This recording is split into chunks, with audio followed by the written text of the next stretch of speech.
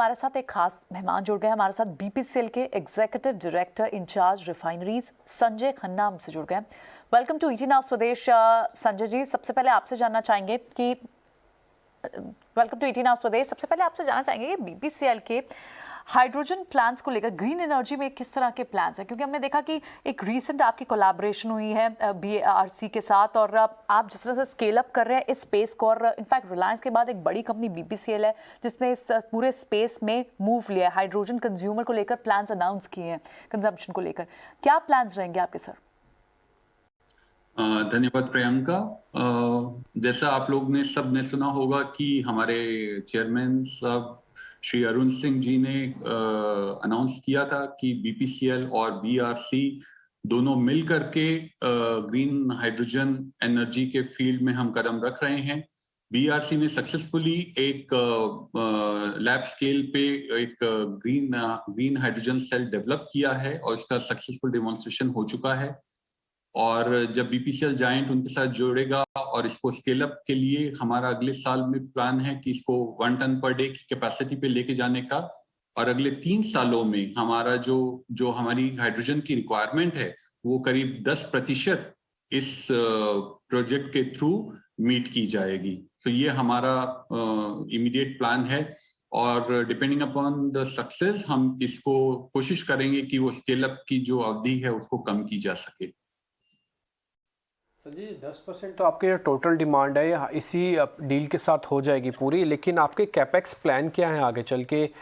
2-3 vertical और भी हैं ग्रीन एनर्जी के अंदर, एक सोलर है, विंड है, बायोफ्यूल है, तो इस पे आपका कैपेक्स प्लान क्या है और इसमें परसेंटेज कितनी आपकी रिक्वायरमेंट पूरी हो जाएगी? जैसे आपने हाइड्रोजन का 10% बताया। जैसे हमने पहले बताया था कि पेट्रोकेमिकल हमारा एक मेन इन्वेस्टमेंट टारगेट रहेगा और कंपनी का प्लान है कि अगले 3 से 5 सालों में करीब 50 से 60 हजार करोड़ रुपए हम उसमें इन्वेस्ट करने वाले हैं। और बीना और कोची जो होंगे हमारे मेन सेंटर होंगे जहां पे ये पेट्रोकेमिकल एक्सपेंशन होगा। जैसे आपको पता है कि ईवी एक नया चैलेंज है और crude to chemical is new mantra, और इन दोनों की जो सॉल्यूशन है वो है पेट्रोकेमिकल, और उस फील्ड में हम बड़ा काम करने वाले हैं। सोलर के लिए भी प्लान है हमारा यूपी रिफाइनरी में, और ऑल्टरनेट एनर्जी में कंपनी ने रिसेंटली एक नया वर्टिकल एस्टैब्लिश किया है और वो नए फील्ड में एक्सप्लोर कर रहे हैं और आने वाले समय में हम जरूर आपको अपडेट करेंगे।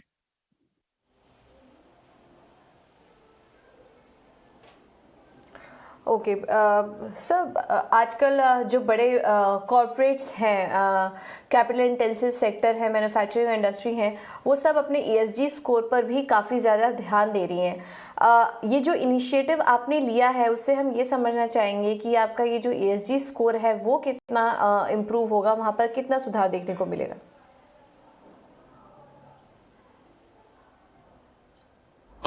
Next question ma'am please.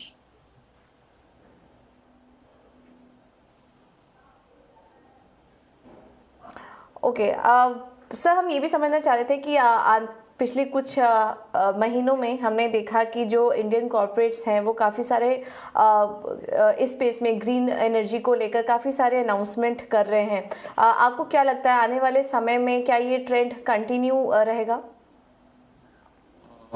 Madam, जैसे जो CO2 एमिशन है, जो हमारे कन्वेंशनल वे में जो CO2 एमिशन है वो डेफिनेटली ज़्यादा है, और इन्वायरमेंट प्रोटेक्शन के लिए मुझे लगता है कि गवर्नमेंट का ये बहुत अच्छा स्टेप है ग्रीन हाइड्रोजन, बिकॉज इससे जो इन्वायरमेंट का इम्पैक्ट है वो बहुत हद तक कम हो जाएगा। So with the support of government आने वाले समय में बिकॉज हाइड्रोजन की रिक्वायरमेंट, जब तक हमको फ्यूल को प्यूरिफाई करना है हाइड्रोजन की रिक्वायरमेंट बनी रहेगी।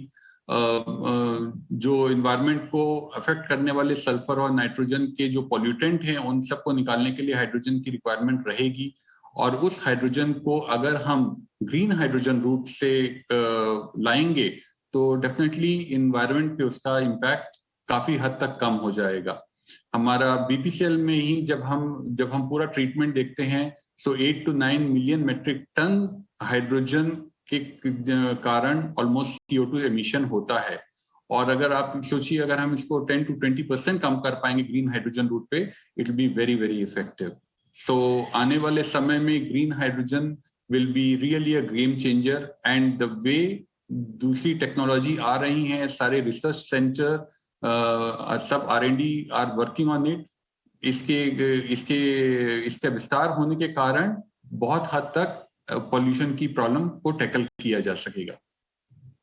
संजय जी, यानी ये तो एक बड़ा ट्रेंड निकल कर आएगा ही। हम आपसे थोड़ा सा और कंजम्पशन ट्रेंड्स को समझना चाह रहे हैं कि इंडस्ट्रियल सेगमेंट से अगर आप बात करें तो डीजल की डिमांड जो है वो कम होती हुई नजर आ रही है। इनफैक्ट बीपीसीएल ने खुद भी ईवी स्टेशंस को सेटअप करने पर जोर दिया। आपके लगभग 44 तो ईवी स्टेशंस है और आगे आपके इस स्पेस में और इंक्रीज करने के ही प्लान्स है। Around about her 7000 petrol stations पर ईवी चार्जिंग स्टेशंस की भी बात की जा रही है। तो क्या माने कि डीजल को लेकर जो है वो डिमांड सिनेरियो जो है वो लगभग वो कम हो रहा है और आगे भी शायद ये एक ट्रेंड जारी रह सकता है? किस तरह का ट्रेंड देख रहे हैं आप?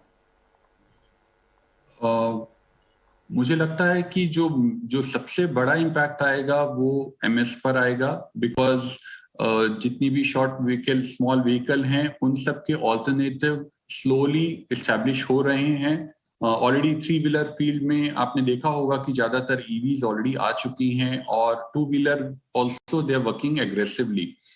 तो जहां तक डीजल का सवाल है, वहां उस फील्ड में एक्चुअली हमें पावरफुल व्हीकल चाहिए। वो पावर को केटर करने के लिए जो अल्टरनेट फ्यूल है वो अभी पूरी तरह से सक्षम नहीं है। तो डीजल की बट आपका ऑब्जर्वेशन सही है कि डीजल में ग्रोथ नहीं हो रही है, लेकिन डीजल की डिमांड अपनी जगह पे बरकरार रहेगी।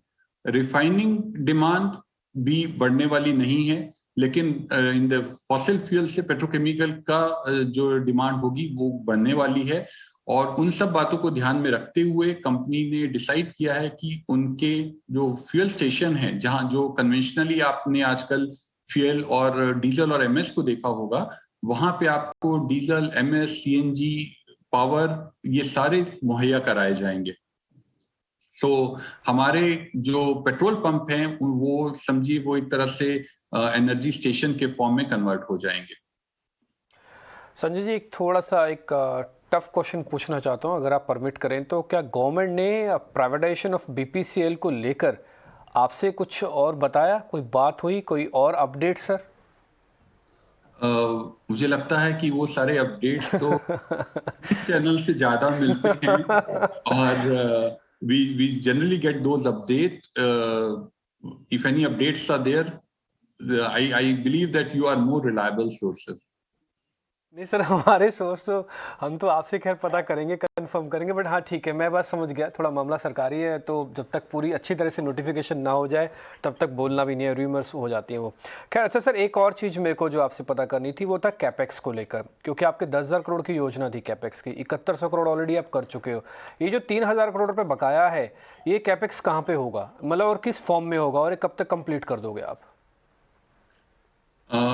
हमारा जो अगर मैं अपने लॉन्ग टर्म कैपिटल एक्सपेंडिचर की बात करूं तो हमारा 1 to 1.5 लाख करोड़ का टारगेट है, और उसमें जो सबसे बड़ा इन्वेस्टमेंट होगा वो होगा पेट्रोकेमिकल पर। और जैसे मैंने आपको पहले बताया कि बीना और कोची हमारे सेंटर रहेंगे, एंड वो हमारे सबसे बड़े, इसके अलावा EV चार्जिंग पे हम बड़े वे में काम कर रहे हैं। रिन्यूएबल हमारा एक और मेन अट्रैक्शन रहेगा for long term sustainable purpose.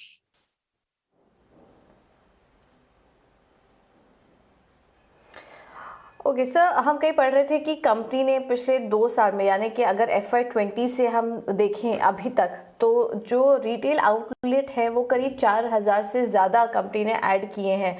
आने वाले समय में क्या प्लान है सर, और क्या लगता है आपको ये जो आउटलेट्स अभी तक कंपनी की तरफ से आए हैं, ये प्रॉफिटेबिलिटी में आपके कितना योगदान करेंगी?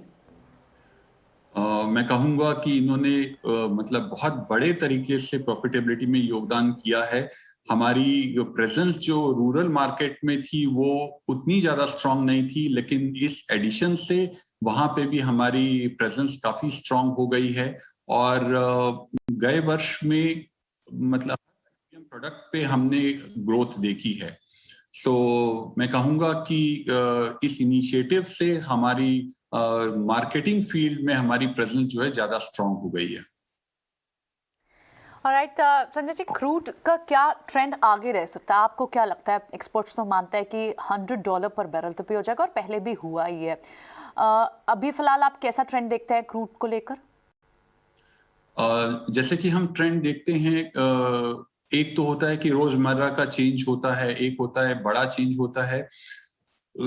जैसे कि हमारे कन्वेंशनल प्रोजेक्शंस दिखा रहे हैं कि जो प्रेजेंट रेट है, the crude will be settling at this price range only. We are not seeing a very big impact here and there. It could be once in a while, कभी कभी ऊपर नीचे होगा, बट मोर और less 70 to 80 के range में crude settle रहेगा।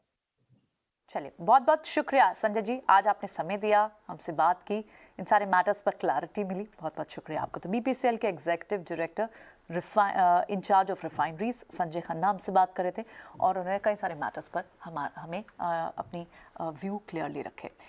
फिलहाल शो को यहीं समेटेंगे। मुझे